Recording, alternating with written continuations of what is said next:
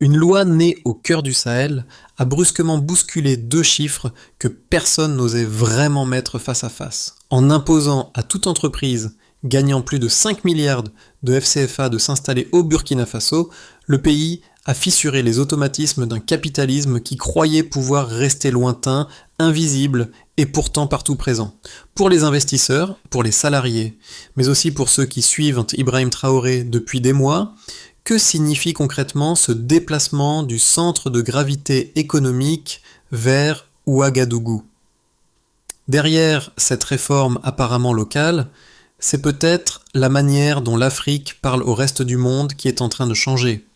Le Burkina Faso ne présente pas cette réforme comme un simple ajustement technique, mais comme une promesse, replacer la valeur créée sur son sol au cœur de son développement. Le véritable bénéfice annoncé est qu'établi et clair, rediriger durablement la richesse vers le pays, une idée simple, 10 à 12 mots, mais porteuse d'enjeux considérables pour une nation longtemps dépendante de centres de décision extérieurs. Dans cette approche, la loi portée sous la présidence d'Ibrahim Traoré n'a pas pour objectif de décourager les multinationales, mais de leur imposer une présence réelle, visible, intégrée aux communautés qu'elles exploitent depuis des décennies. Si le pari réussit, les chaînes de valeur ne seront plus fragmentées entre extraction locale et profit lointain. Elles se recomposeraient autour d'un tissu économique national capable d'absorber les flux financiers réorientés. Mais une interrogation subsiste, discrète et pourtant lourde. Que se passe-t-il lorsque les règles changent plus vite que les infrastructures censées les soutenir? Cette tension, à peine perceptible aujourd'hui, pourrait devenir le véritable test de solidité du modèle. La première surprise est venue rapidement. En quelques mois, la rétention de capital national a augmenté de 23%, un chiffre que peu d'observateurs pensaient possible dans un délai aussi court. La seconde surprise a suivi presque mécaniquement. L'afflux d'investissements locaux et l'arrivée de nouveaux sièges d'entreprises ont créé des milliers d'emplois, modifiant la dynamique économique bien plus vite que prévu. Ce double mouvement n'est pourtant pas apparu dans le vide. Depuis des années, le Burkina Faso voyait une partie massive de la valeur extraite de son sol s'évaporer vers les grandes places financières, loin des mines, des routes et des villages qui produisaient cette richesse. Sous l'impulsion d'Ibrahim Traoré, la loi imposant aux entreprises dépassant les 5 milliards de FCFA de s'implanter sur le territoire a cherché à interrompre cette saignée silencieuse.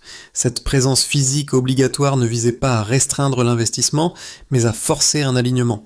Profiter des ressources exige désormais de contribuer à l'écosystème où elles sont extraites. Dans ce cadre, la réforme a agi comme un levier double. D'un côté, elle a retenu une partie des flux financiers, de l'autre, elle a obligé les multinationales à établir des infrastructures, bâtir des bureaux, renforcer les réseaux, créer des formations et s'intégrer à la vie locale. À Ouagadougou, cette recomposition s'est traduite par un paysage urbain en transformation rapide, avec des chantiers, des centres administratifs et des plateformes logistiques poussant en quelques saisons. Mais la dynamique ne se limite pas au visible. Derrière ces structures se cachent des négociations, des ajustements internes et une redéfinition progressive des rapports entre État, population et entreprises étrangères. C'est ici que la question suspendue du début commence à trouver un début de réponse. Lorsque les flux restent sur place, les priorités changent et avec elles, les trajectoires d'un pays entier. Avant même que la loi ne produise ses effets les plus visibles, une série de signaux précoces a permis de comprendre comment le Burkina Faso entrait dans une nouvelle phase économique. Le premier est venu des équipes techniques locales. Confrontées à l'arrivée soudaine de sièges d'entreprises étrangères, elles ont dû réorganiser leurs méthodes, créer des cellules de coordination et renforcer leurs capacités administratives. Cette montée en compétences accélérées a transformé plusieurs directions publiques en véritables centres opérationnels capables d'interagir quotidiennement avec les multinationales. Dans un second cas, observé à la périphérie de Ouagadougou, une entreprise minière contrainte d'installer son siège a investi immédiatement dans un réseau interne d'électricité fiable pour ses propres bureaux. Quelques mois plus tard, ce réseau a servi de base à l'extension locale d'un projet communautaire qui n'aurait jamais vu le jour sans cette présence physique imposée. Ce type de retombée indirecte illustre à quel point la réforme crée des effets en cascade que les modèles classiques d'investissement n'avaient jamais réellement anticipés. Plusieurs petites entreprises nationales ont également profité de l'obligation d'implantation. Une société de logistique locale, jusque-là confinée à des marchés modestes, a par exemple signé des contrats réguliers pour approvisionner les nouveaux bureaux d'acteurs internationaux. Cela a stimulé l'emploi dans son quartier et favorisé la création de microservices autour de la chaîne d'approvisionnement. Ces transformations ne relèvent pas d'un simple changement administratif, mais d'un glissement structurel où la présence devient moteur et non contrainte. La question devient simple, que déclenchera la prochaine vague ? Tout commence par une décision brutale, presque sèche. Obliger chaque entreprise dépassant les 5 milliards de FCFA à établir son siège au Burkina Faso. À Ouagadougou, les premiers signaux d'inquiétude surgissent, mais aussi une forme de détermination que l'on associe déjà à la présidence d'Ibrahim Traoré. Très vite, les acteurs du secteur minier réalisent que le statu quo n'est plus tenable. Exploiter exige désormais de participer pleinement. Le processus s'enclenche avec une rapidité inattendue. La bascule se produit lorsque plusieurs grandes entreprises, malgré leur réticence initiale, choisissent de se conformer. Les zones administratives de Ouagadougou changent de rythme, saturées de nouvelles équipes, de documents, de projets d'architecture, de demandes d'électricité, de plans de formation. Les investissements affluent, réseaux internes, centres de gestion, bureaux pour les opérations locales. Les routes proches des nouveaux sites se densifient. Les écoles techniques lancent en temps d'urgence des programmes adaptés, soutenus par les financements fraîchement alloués. Dans le secteur minier, l'État active sa capacité à détenir jusqu'à 45% des projets, une rupture majeure dans la logique d'exploitation des ressources africaines. Ce partage plus direct réoriente les flux financiers. Des milliards de FCFA cessent de partir à l'étranger. Ils alimentent des projets que l'on pensait inaccessibles il y a encore peu. L'effet domino commence à toucher les infrastructures. Construction, rénovation, extension de réseaux. La ville se transforme sous la pression d'un modèle économique réinventé. Les infrastructures existantes ne suivent pas le rythme. Les coupures d'électricité s'intensifient dans certaines zones. La pénurie de travailleurs qualifiés devient plus visible. Les investisseurs l'avaient prévu, mais pas à cette échelle.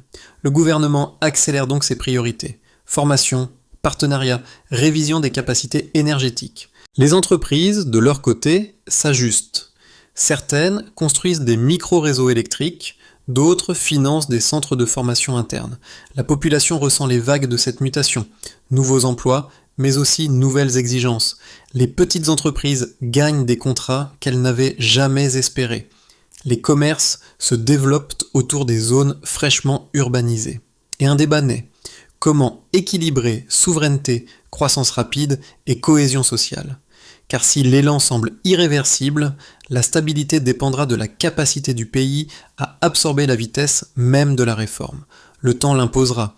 Chaque siège ouvert n'est pas seulement un bâtiment, c'est une nouvelle frontière économique. La réforme économique du Burkina Faso a provoqué une reconfiguration mesurable, et ce sont précisément les chiffres qui révèlent la profondeur de cette transformation. Le premier indicateur marquant est la hausse de 23% de la rétention de capital national observée en quelques mois. Cette augmentation n'est pas anecdotique, elle montre que l'argent reste enfin au Burkina Faso plutôt que de quitter le pays chaque semaine. Le second repère, essentiel dans l'économie burkinabé, concerne les revenus du secteur minier, qui génèrent plus de 3 milliards de dollars par an. Ce montant est déterminant. Il rappelle que les ressources minières constituent un socle majeur de la croissance nationale. Enfin, un pivot structurel apparaît avec la politique, permettant à l'État de détenir jusqu'à 45% des projets miniers. Ce seuil change tout. Il ancre l'État dans la gestion des ressources au lieu de le laisser simple observateur passif. Ces trois données déforment la colonne vertébrale factuelle de la réforme impulsée sous la présidence d'Ibrahim Traoré. Elles éclairent un mouvement où l'État, les entreprises et les communautés entrent dans une relation nouvelle, moins asymétrique, plus enracinée dans la réalité locale. Derrière ces chiffres se déroule un mécanisme simple. La présence obligatoire des multinationales génère une inertie économique interne. Lorsqu'une entreprise s'installe physiquement, elle doit embaucher, former, construire, entretenir et composer avec l'environnement immédiat. Ces actions la transforment en acteur local et non plus en simple extracteur distant. Les réseaux électriques sont renforcés, parfois à l'initiative des entreprises elles-mêmes, pour garantir la stabilité de leurs opérations. Les écoles professionnelles reçoivent des financements nouveaux pour former une main-d'œuvre capable de répondre aux besoins techniques créés par l'arrivée de sièges locaux. Les projets d'infrastructure voient leur rythme s'accélérer, gonflés par l'argent qui restait autrefois prisonnier des flux internationaux. Cette redistribution interne modifie les équilibres historiques. Les secteurs de la construction, de la logistique et de l'ingénierie connaissent une demande croissante. Une dynamique de montée en compétences émerge. Les jeunes burkinabés, autrefois contraints de chercher un avenir ailleurs, trouvent des opportunités localement. La vitesse du changement dépasse la capacité des infrastructures existantes. Les pénuries d'électricité persistent dans certaines zones. La formation d'ingénieurs, de techniciens et de cadres n'avance pas toujours aussi vite que les besoins. Les entreprises, malgré leurs investissements, doivent parfois ralentir leurs projets pour s'adapter à ces contraintes structurelles. Ces obstacles ne remettent cependant pas en cause l'élan général, ils le complexifient, l'ajustent, le rendent plus exigeant. La question devient alors moins « est-ce que la réforme fonctionne ?» que « le pays peut-il absorber l'ampleur du changement qu'elle déclenche ?» Le tempo réel de la réforme se joue ici, dans l'équilibre instable entre ambition, capacité, vitesse et adaptation. Et chaque mois qui passe confirme une réalité. Les chiffres ne décrivent pas seulement la réussite de la réforme, ils décrivent son coût, ses tensions et le chemin qu'il reste à parcourir. Le débat autour de la réforme burkinabé n'est pas un échange simpliste entre partisans et opposants. Il révèle deux visions cohérentes, chacune ancrée dans une logique économique solide. Comprendre ces deux récits est essentiel pour saisir la portée réelle du modèle instauré sous la présidence d'Ibrahim Traoré. Premier argument solide. Pour de nombreux analystes, l'obligation d'implanter les sièges locaux constitue un rééquilibrage juste. Selon eux, une économie qui laisse fuir sa richesse ne peut bâtir ni infrastructure, ni éducation, ni stabilité durable. La réforme corrige donc une asymétrie vieille de plusieurs décennies, où les multinationales opéraient sans jamais s'ancrer dans la société qu'elles exploitaient. En exigeant une présence physique, l'État force un engagement concret, mesurable, et transforme les entreprises en acteurs enracinés plutôt qu'en extracteurs distants. Les effets observés, hausse de la rétention de capital, investissement dans la construction, montée en compétences locales, semblent leur donner raison. Second argument solide. Les critiques, de leur côté, défendent une position rationnelle. Ils soulignent que certaines entreprises pourraient percevoir cette obligation comme un frein à leur flexibilité stratégique. Les sièges locaux impliquent des coûts élevés, des délais administratifs, une adaptation culturelle et logistique parfois complexe. Selon eux, la réforme risque d'effrayer certains investisseurs, notamment ceux qui opèrent avec des marges faibles ou des stratégies très mobiles. Ils craignent également que les infrastructures déjà sous tension ne puissent absorber rapidement ce volume d'activité. Les résultats observés jusqu'ici nuancent ces inquiétudes. Oui, la transition crée des frictions, mais les entreprises qui ont accepté le cadre ont découvert des avantages inattendus: proximité des ressources, circuits logistiques raccourcis, réduction de certaines dépenses structurelles et surtout émergence d'un écosystème local capable de soutenir leurs opérations. Les défis d'infrastructure demeurent, mais ils découlent moins d'un rejet de la réforme que de la vitesse à laquelle elle produit ses effets. En réalité, les deux visions coexistent. L'une montre la nécessité du changement, l'autre rappelle que sa réussite dépendra de la capacité du pays à suivre son propre rythme d'expansion. À ce moment précis, la réforme cesse d'être une loi audacieuse pour devenir un système vivant, avec ses tensions, ses forces et ses imprévus. Le changement s'incarne dans une scène simple: une multinationale, initialement réticente, décide d'ouvrir non seulement son siège, mais aussi un centre de formation interne dédié aux jeunes techniciens burkinabés. Ce geste, anodin en apparence, révèle une mécanique plus profonde, car en modifiant la règle du jeu, Ibrahim Traoré n'a pas seulement imposé une présence, il a déclenché un processus où chaque entreprise doit s'intégrer pour survivre économiquement.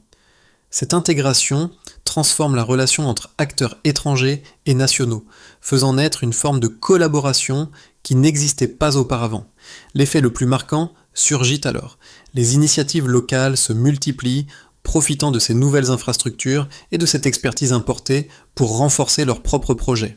Les secteurs périphériques, logistique, énergie, services techniques, absorbent cette dynamique et accélèrent à leur tour. C'est ici que la trajectoire change réellement. Le modèle cesse d'être une réforme expérimentale et devient un moteur autonome.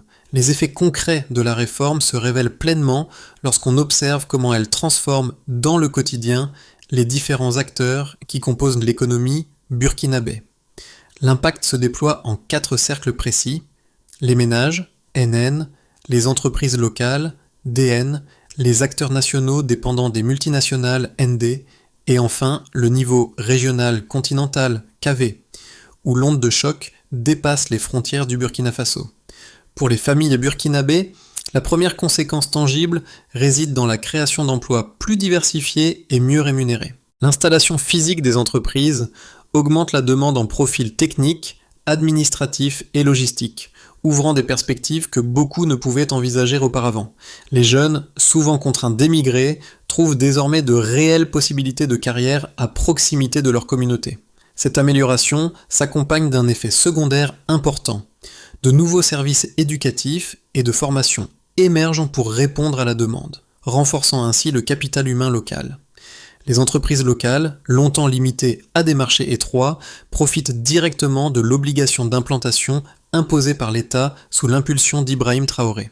La présence locale des multinationales crée des chaînes d'approvisionnement complètes où les sociétés burkinabées trouvent leur place, que ce soit dans la logistique, la maintenance, la construction ou les services annexes. Plusieurs PME constatent une augmentation régulière de leurs contrats grâce à la proximité avec ces nouveaux sièges.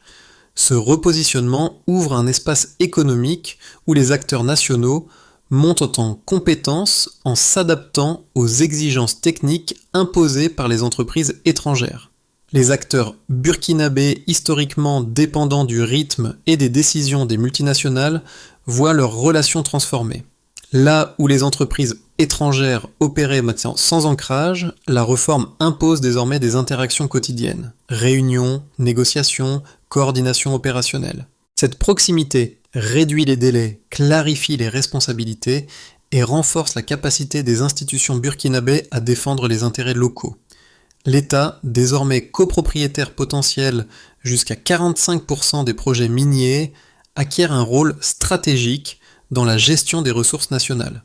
Cette dynamique crée un espace de négociation plus équilibré, où les acteurs locaux ne sont plus de simples exécutants. Au-delà du Burkina Faso, la réforme agit comme un signal géopolitique. Plusieurs pays voisins observent attentivement les résultats du modèle, y voyant une possible voie de sortie de la dépendance économique ancienne. Le geste burkinabé interroge les organisations régionales et les marchés internationaux.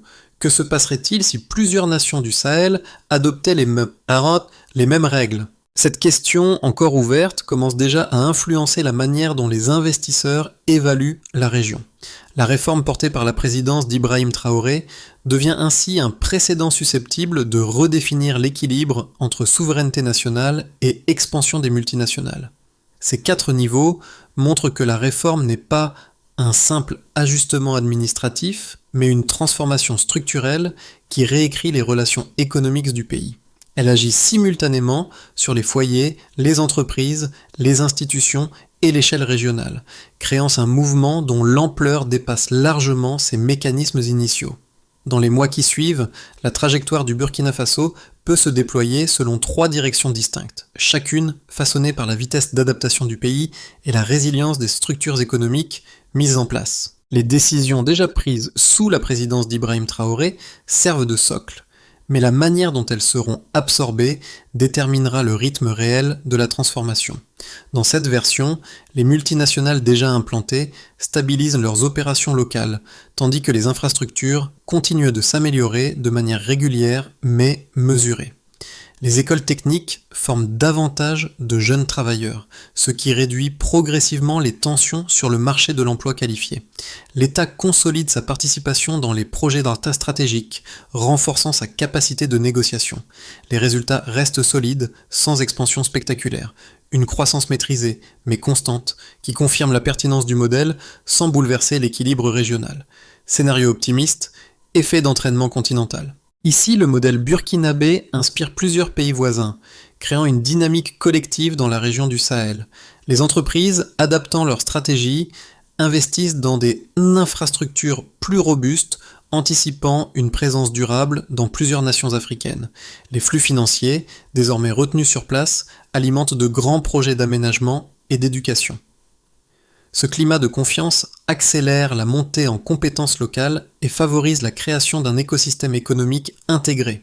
Le Burkina Faso devient alors une référence, non par sa taille, mais par sa capacité à redéfinir les rapports entre extraction et développement. Scénario pessimiste, friction et ralentissement. Dans cette hypothèse, certaines entreprises quittent progressivement le pays, incapables d'absorber les coûts ou les contraintes d'implantation. Les infrastructures, déjà sous pression, ne suivent pas le rythme imposé par les besoins croissants. Les pénuries de main-d'œuvre qualifiée s'accentuent, ralentissant les projets prioritaires. Ce scénario n'implique pas un effondrement, mais un plateau. La réforme reste en vigueur, mais son effet s'émousse, freiné par les limites structurelles du pays. La grille de lecture utile pour ces trois chemins est simple. Si la capacité d'adaptation suit la vitesse du changement, la réforme devient catalyseur. Si elle s'essouffle, la réforme devient contrainte. Pour comprendre pleinement ce que représente cette réforme, il faut descendre du niveau macroéconomique et observer ce que ressentent trois groupes qui, chacun à leur manière, vivent quotidiennement les conséquences du modèle instauré sous la présidence d'Ibrahim Traoré. Pour cette génération qui a longtemps perçu le départ vers d'autres continents comme unique horizon, la transformation ouvre un espace nouveau. Les emplois techniques et administratifs créés par l'installation des sièges offrent non seulement un revenu, mais aussi une motivation, celle de construire une trajectoire professionnelle sans quitter le pays. Cela nourrit un sentiment de possibilité, un début de confiance retrouvé dans l'avenir local. Dans les quartiers proches des zones d'implantation, les changements sont visibles à l'œil nu. Commerce plus actif, services qui se diversifient, formation professionnelle accessible. Les familles voient leurs enfants trouver un emploi sans s'exiler, et cette stabilité recompose progressivement les dynamiques sociales. Les retombées demeurent inégales, mais elles sont suffisamment tangibles pour modifier la perception collective du développement. Groupe C, les travailleurs déjà insérés dans le tissu économique. Pour eux, la réforme représente un défi autant qu'une opportunité. Les exigences des entreprises étrangères imposent de nouvelles compétences, de nouveaux rythmes, parfois de nouvelles responsabilités. Certains doivent se former ou se réinventer. D'autres découvrent des perspectives qu'ils n'auraient jamais sentées, sinon jamais imaginées. Cette recomposition crée une tension constructive. Elle oblige à se projeter plus loin. À travers ces trois regards, une réalité apparaît. La réforme ne parle pas seulement d'économie, elle parle de trajectoires humaines, d'efforts personnels et de la recherche d'une dignité durable. Pour que le modèle initié sous la présidence d'Ibrahim Traoré puisse tenir sur la durée, une feuille de route opérationnelle devient indispensable. Elle ne repose pas sur des slogans, mais sur des actions séquencées, mesurables et réparties entre les institutions, les entreprises et les communautés. Voici le plan qui permettrait de transformer l'élan actuel en stabilité structurelle. 1. Renforcer les infrastructures de base. État et partenaires techniques. Qui ? Gouvernement, sociétés énergétiques, municipalités. Quoi ? Modernisation électrique, routes stratégiques, réseau de soutien aux zones d'implantation, mesures, réduction des coupures, augmentation de la capacité de distribution et fluidité des flux logistiques. 2. Accélérer la formation de la main-d'œuvre, école technique en entreprise. Qui ? Institutions éducatives plus multinationales implantées. Quoi ? Programme cours de compétences, certification, centre de formation intégré, mesures, taux d'insertion, réduction des postes vacants, montée de compétences visibles. 3. Structurer les partenariats publics-privés, État et entreprises. Qui ? Ministère économique, entreprises minières et logistique. Quoi ? Cadre contractuel clair, mécanisme de suivi, comité mixte de pilotage. Mesures, délai de traitement, régularité des engagements, fluidité des opérations. 4. Sécuriser la chaîne de valeur locale, PME à municipalité. Quoi? Logistique, maintenance, microservices, réseau de fournisseurs. Quand? Installation progressive selon les besoins. Mesures, croissance des PME, volume de contrats locaux, diversification des acteurs. 5. Instaurer un système de transparence, État et société civile. Qui? Autorité locale plus plateforme communautaire. Quoi? Compte rendu public, audit régulier, indicateurs partagés, mesures, confiance locale, stabilité sociale, clarté des flux. La durabilité de la réforme dépendra de cette capacité à transformer les intentions en mécanismes continus. Dans l'un des quartiers périphériques évoqués plus tôt, celui où une entreprise avait dû construire son propre réseau électrique pour installer son siège, les habitants observent aujourd'hui un changement inattendu. Ce réseau, d'abord conçu comme un outil interne, alimente désormais des infrastructures communautaires qui n'auraient jamais vu le jour auparavant. Ce motif, l'effet secondaire devenu moteur, rappelle à quel point les transformations profondes naissent souvent de gestes techniques en apparence ordinaires. Sous la présidence d'Ibrahim Traoré, ce type de scène s'est multiplié. Un bureau construit pour répondre à une obligation légale devient un centre de coordination locale. Un programme de formation interne devient une porte d'entrée vers des emplois qualifiés. Un simple projet logistique devient le point de départ d'une économie de proximité. Ces évolutions discrètes racontent mieux que n'importe quel discours la manière dont un pays reprend possession de son destin. Et lorsque l'on regarde ces quartiers transformés, on comprend que la véritable victoire n'est pas dans les chiffres, mais dans les trajectoires humaines qui se redessinent. La dignité naît toujours de ce qui devient possible. Le Burkina Faso se trouve aujourd'hui dans un moment singulier, une transition qui dépasse les débats économiques pour toucher à la façon dont une nation se regarde elle-même. Les bâtiments qui s'élèvent à Ouagadougou, les centres de formation qui ouvrent, les quartiers qui se réorganisent, tout cela compose une mosaïque de changements où chaque geste, petit ou grand, participe à redessiner la place du pays dans le monde. Mais cette transformation n'a de sens que si elle se nourrit de participation collective. Les entreprises, les familles, les jeunes diplômés, les artisans, chacun contribue à faire vivre un modèle qui n'existe que s'il reste partagé. La vraie force de cette réforme repose moins sur une loi que sur l'énergie sociale qu'elle active. Quelle part serez-vous prêt à prendre dans ce mouvement qui s'écrit ?